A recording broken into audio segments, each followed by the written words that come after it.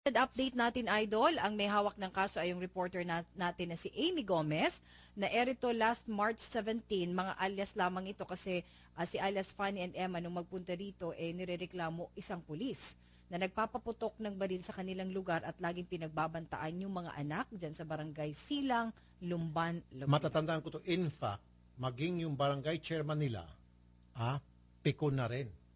Dahil marami na palang reklamo. Sabi ni chairman, ang dami na talagang reklamo dyan, paulit-ulit na lang, at tinawagan natin, yun, si General Roland Santos. Naalala ko tuloy si General Espina. Pag narinig ko itong pangalan General Santos. Dahil action man. Yes. Amy? Yes, sir. Okay. Ano na nangyari sa reklamo ni alias Fanny and Emma? Yung inirefer natin kay General Roland Santos, yung PO1 Cruzen na paputok ng baril palagi, pati yung chairman nila, napipiko na sa kanya. Ano ang resulta? Nandiyan ka pala ngayon sa Calamba. Sa Lumban. Opo, sir. Nandito po ako ngayon, sir, sa Camp Vicente Lim. Kasama po yung mga complainant po natin. Actually, andito po mismo sa office po ni General Santos, sir. Ipinatawag na po ni General Santos si PD Director Colonel Ronnie Montejo po para po tulungan itong ating mga complainant po na maghain ng reklamo laban po kay PO1 Cruzen po. Ayun. At ang balita ko, si PO1 Cruzen daw ay nirelieve na. Yung hepe po, sir, ni PO1 Cruzen po, yung po yung right after po ng ating pagtawag, ni-relieve po itong si hepe po. Si Hepe ni PO1, yung Chief of Police. Yes po. Command responsibility. O si Captain Mederic Yes, sir. Villarete ata. Palakpakan mo nga si General Santos. Hindi, kaya ko nasabi, naalaala ko si General Espina kapag narinig ko yung pangalan General Roland Santos. Remember, there was one time incident na nakamonitor sa atin at napag-uusapan natin yung tungkol sa isang abusadong HPG. HPG siya at that time, chief. chief Tapos pa siya. may mga nagsalita na talagang iloko-loko talaga yan. Diba? Agad-agad, nirelieve ni General Espina. hanggang sa maging chief PNP siya.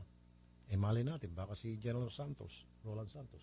Hindi natin alam. Oo, hindi natin ang panahon. pagsabi. Kung ganun pala, iimbestiga na si P1 Cruzen at si Captain Mederic Villarete, command responsibility, siya ay nirelieve na sa pwesto. Okay, sige. Yes. Andiyan ba Yes, si General sir. Santos? Opo, sir, pero may kausap po yung mga sige. complainant po. Ito po, sir, gusto pong magpasalamat po ng ating complainant po. Pakausap ko po sa inyo, sir. Sige, Amy. Thank you. Okay, alias lamang po. Hindi natin sabihin yung kanilang mga pangalan para maprotektahan yung kanilang pagkakalanan. Magandang hapon po sa inyo. Magandang hapon po, Sir Rapi. Ako po si Mylene. Sinabi niyo na po yung pangalan niyo kanina. Hindi po. Okay, sige po. Alias po. Okay, sige. Ako po si Mylene, yung isa po sa nanay ng complainant. Ako po ay taus-puso nagpapasalamat sa inyo dahil po sa inyong suporta na ginawa pong tulong sa amin. Dahil kami po ngayon ay nandito sa Camp Vicente Lim at ngayon nga po, ini-interview po ang aming mga anak. Ayun. At kami naman po ay nagpapasalamat ng lubos-lubos kay General Roland Santos. Nandiyan ho kayo sa tanggapan pala ni General Santos. Ano po? Diyan sa Opo, Camp nandito Vicente. po kami. Sige po. You will be well taken care of. Salamat po sa inyong pagtitiwala, ma'am, ha? Andito lang ho kami palagi para sa inyo. Salamat po, ma'am. Magandang hapon po sa inyo. Magandang hapon po rin at maraming salamat po, sir. Thank you. Okay. Thank you. Good as soul. Good as solved na to pala. That pala accomplishment report. Accomplishment report na yan. At salamat ulit kay General Roland Santos, yung Assistant Regional Director ng Region 4A. Okay. Thank you.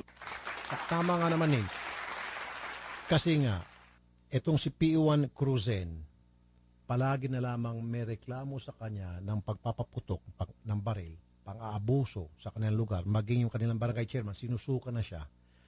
At si Captain Villarete, bilang hepe nitong si P1, dapat he should have done something sa umpisa pa lamang ng report ng pang-abuso ng kanyang tauhan. But he did nothing. So yun siguro nakita na dahilan ni General Santos na para i-relieve siya. Wala kang ginagawa para Command disiplinahin yung tao. responsibility yan. Exactly. Yun, nakikita kong dahilan. Kaya nirelieve ni General Santos, Roland Santos, si Captain Villarete, si Captain Mederic Villarete. Okay, sige. Okay. Be sure to come back. Use 5 everywhere. Copyright 2016.